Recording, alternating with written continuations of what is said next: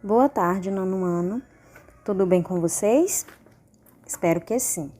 Sejam bem-vindos à nossa aula remota de arte de hoje.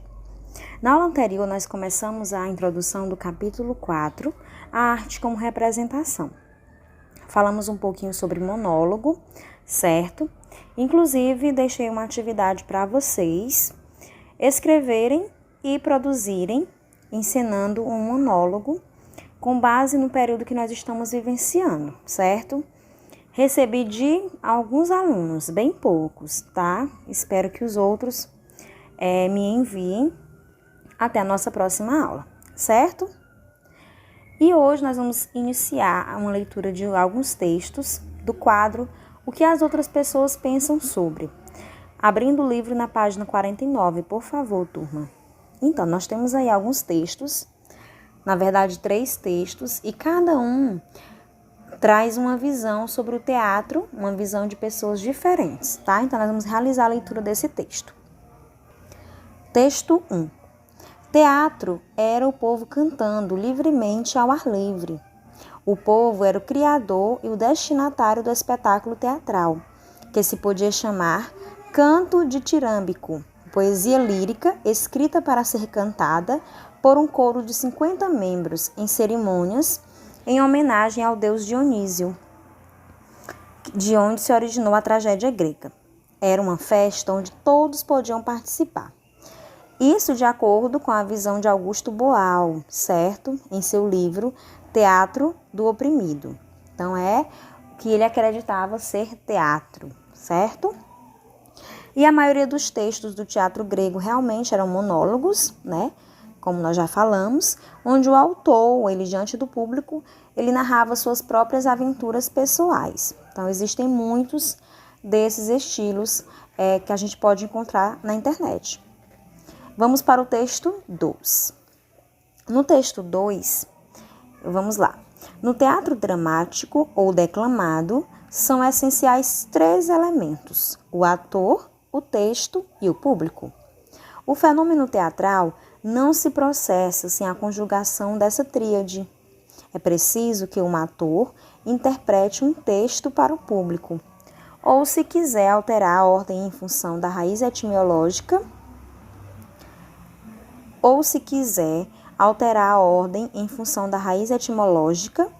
o teatro existe quando o público vê e ouve o ator interpretar um texto. Isso na opinião de Sábato Malgadi. Então, aqui nós já temos uma visão diferente, né? Uma explicação diferente para que é teatro. Vamos para o texto 3. No texto 3, o teatro ao longo dos séculos tem sido definido de 1000 maneiras diferentes. De todas as definições, a que mais parece simples e a mais essencial é a definição dada por Lope de Vega. O teatro é o combate apaixonado de 2 seres humanos em cima de um tablado. 2 seres e não um só, porque o teatro estuda as múltiplas relações entre homens e mulheres vivendo em sociedade e não se limita à contemplação de cada indivíduo solitário, tomando isoladamente. Teatro é o conflito, tradição, confrontamento, enfrentamento. Os monólogos só será teatro se o antagonista estiver pressuposto, embora ausente, se na sua ausência estiver presente. Augusto Boal, O Arco-Íris do Desejo. O método de Boal de teatro e terapia. Então, aqui nós temos 3 textos.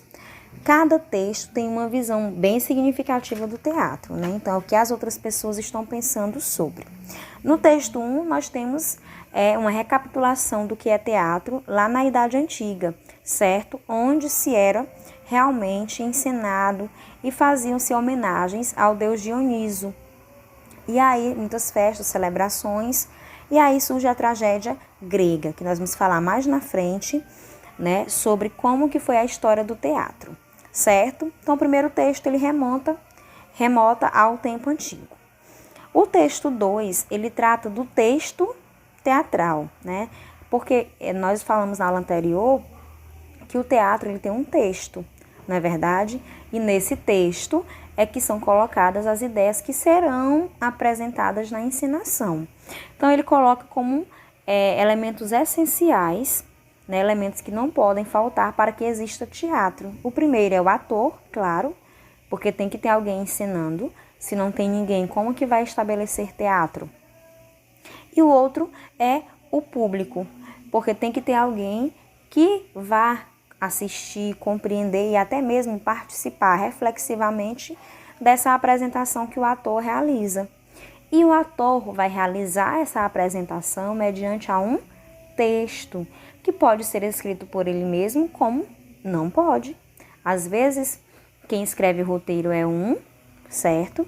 E quem encena é o ator, ele é somente ator. Vai apenas transmitir a mensagem que foi escrita em texto.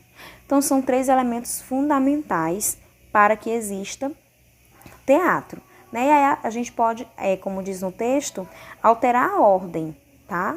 Mas que os 3 têm que estar presentes, certo? Então, pensem aí, por exemplo, vocês assistindo a um teatro, né?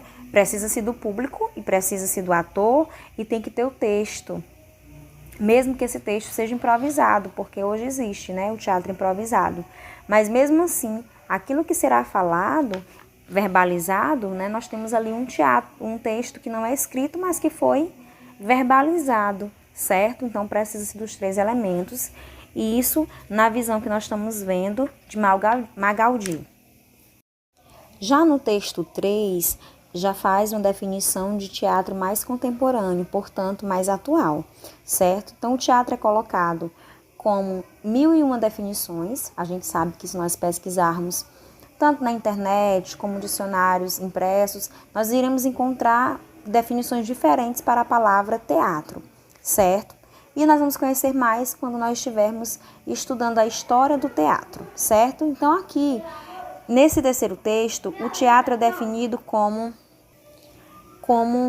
um combate entre 2 seres, tá? E aí não existe para ele o teatro de uma única pessoa.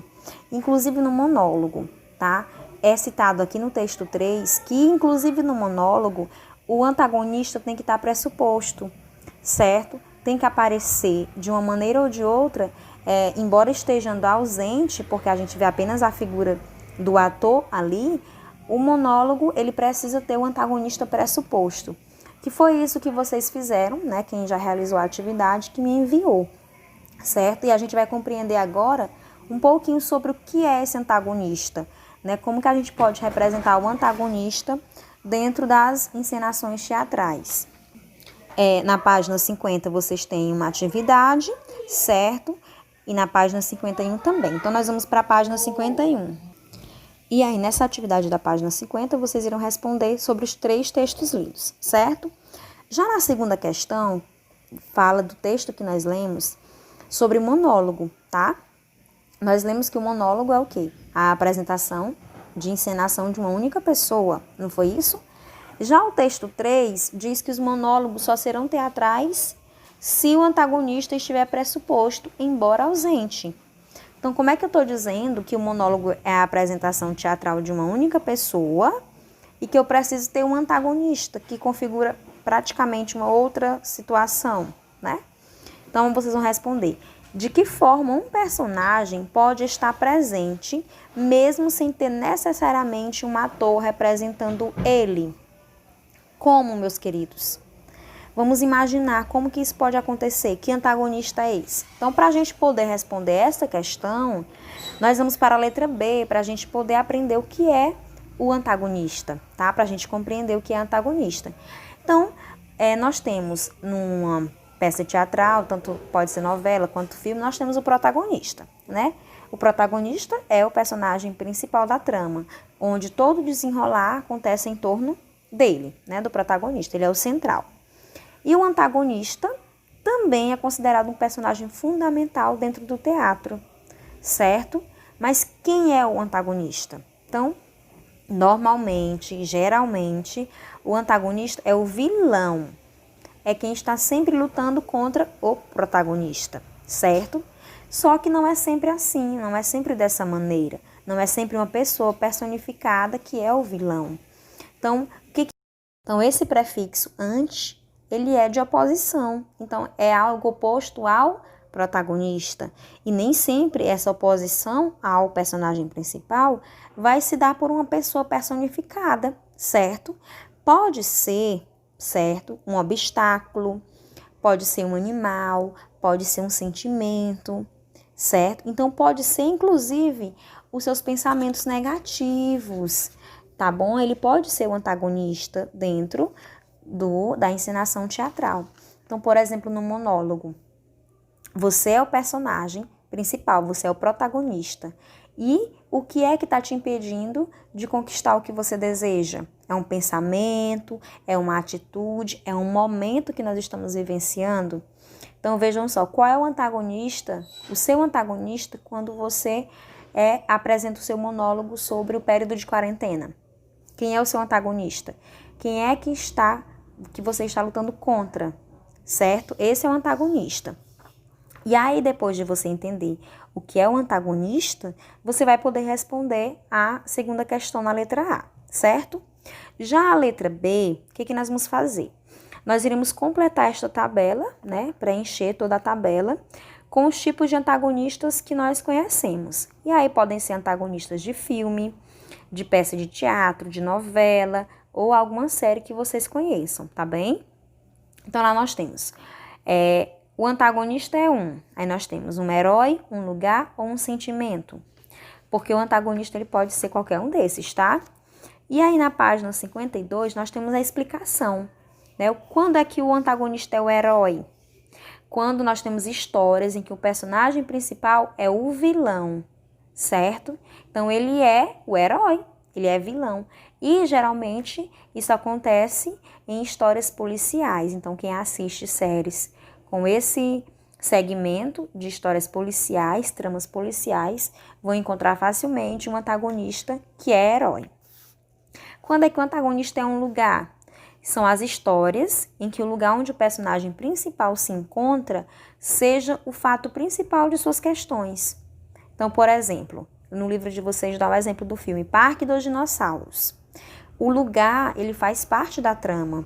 O lugar, ele é o personagem principal, porque tudo acontece por causa do lugar, certo? Outro, a própria ilha. Então aqui, os animais, né, da floresta, eles impedem os personagens de saírem dela. Então o local é bem importante, por isso que um lugar é o antagonista, é o que está impedindo das pessoas saírem de lá.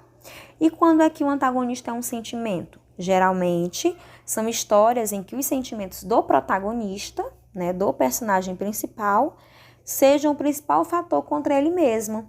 Então, vejam só, qual é o principal fator do monólogo que vocês criaram, certo? Qual que é? E aí o nosso livro didático, ele traz alguns exemplos que eu gostei bastante, bem interessante. No livro Dom Casmurro, quem é o antagonista na obra Dom Casmurro? Então, é o ciúme que Bentinho tem, que impede ele de ficar com Capitu. Ele está o tempo todo querendo ficar com Capitu, mas quem é que está o tempo todo impedindo que ele fique com Capitu? É o ciúme. Então, é o sentimento dele que impede que ele fique com Capitu, certo? Então, mediante esses exemplos, vocês irão completar a tabela da página 51, certo?